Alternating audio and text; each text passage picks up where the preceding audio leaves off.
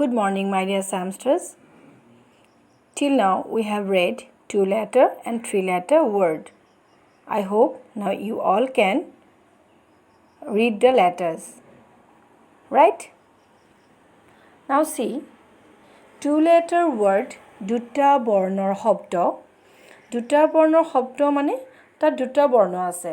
যে ধৰি লোৱা ইয়াতে যে আছে ফল ফ এটা বৰ্ণ ল এটা বৰ্ণ হয়নে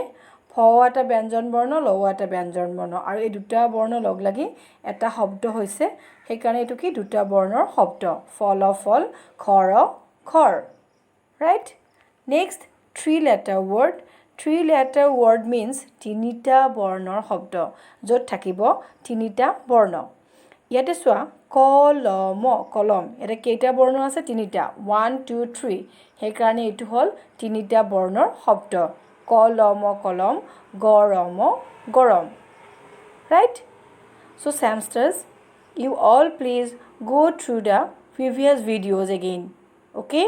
you all please go through the previous videos again and complete your HLA and submit to me on time okay Samsters thank you